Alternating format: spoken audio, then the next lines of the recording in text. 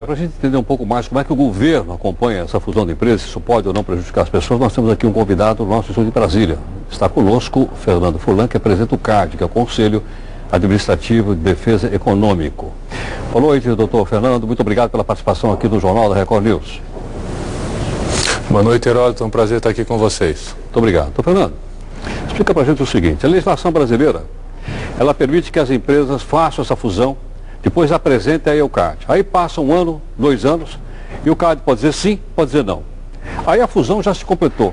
Por que a legislação brasileira é dessa forma, quando a legislação americana é exatamente o contrário? Lá primeiro eles perguntam se pode se fundir, e depois o governo diz se pode ou não. Como é que é trabalhar nesse sistema às avessas? É difícil, Heródoto. No momento em que foi criada a legislação, há 17 anos, o Brasil passava por um momento histórico, econômico diferente. Hoje, nós vemos aí a economia brasileira crescendo bastante. Essa é uma tendência que não deve se reverter nos próximos anos. E nós ainda temos um sistema de análise dessas operações que ocorre só depois delas acontecerem. Não é? É natural que operações dessa envergadura, complexas dessa forma, demandem uma análise mais acurada. Nós temos a obrigação de fazer uma análise técnica e aprofundada. Isso demanda tempo, porque temos poucos funcionários e, como você destacou, as empresas fecham o negócio para depois submeterem o negócio à nossa apreciação.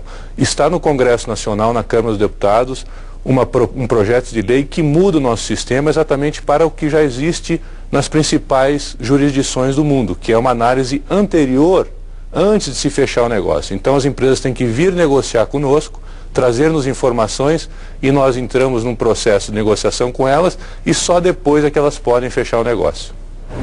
Doutor Fernando, com essa legislação atual, com a qual o senhor tem que trabalhar, e a gente não corre o risco aqui de cartelização ou formação de monopólios no país, haja vista que duas empresas se fundem e sozinhas elas passam a controlar mais de metade do mercado de um determinado produto? É para isso que as autoridades de defesa da concorrência estão presentes para desempenhar o seu papel. É preciso analisar cada caso, né? O que a gente entende é que, e temos feito um esforço para não congelarmos demasiadamente essas operações, mas de outra forma para que a gente possa, depois de passado o período da análise e que o negócio continua existindo no mercado, ou seja, as empresas já estão juntas e só 1 ou 2 anos depois, em operações complexas como essas, é que nós vamos nos manifestar, nós desenvolvemos um sistema, um instrumento que é um acordo pelo qual as empresas se comprometem a manter as operações separadas até a nossa decisão final. Foi o que aconteceu no caso Sadia e Perdigão, em que nós somente autorizamos a unificação em alguns setores que não traziam preocupações, que foram esses destacados pela reportagem. Eu quero esclarecer que nesse caso eu estou impedido de participar do julgamento, não participei do início do julgamento, não participarei amanhã, eu me retiro da sala de julgamento e não tenho participado de nenhuma reunião interna por conta do meu impedimento de participar do julgamento. Doutor Fernando, o caso que nós estabelecemos agora, mostramos que é o caso do Carrefour com Pão de Açúcar, não vai chegar até o CAD porque, pelo que nós noticiamos, essa fusão parece que não vai progredir. Mas tem uma outra que está progredindo e o consumidor já sabe, que é a fusão da TAM com a Webjet.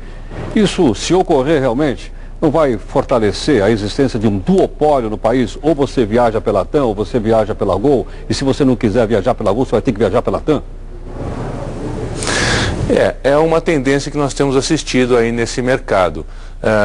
Comentava com a equipe da redação que, a exemplo do caso Varig Gol, que nós analisamos no CAD há 2, 3 anos, neste caso também parece que a tendência é a mesma. O que ocorre é que as empresas estão atrás dos slots, que são essas janelas de horários nos aeroportos. Como não há nova distribuição de slots, só tem como saída para as empresas tentarem comprar outras menores para poder ter novos horários de voos nos aeroportos.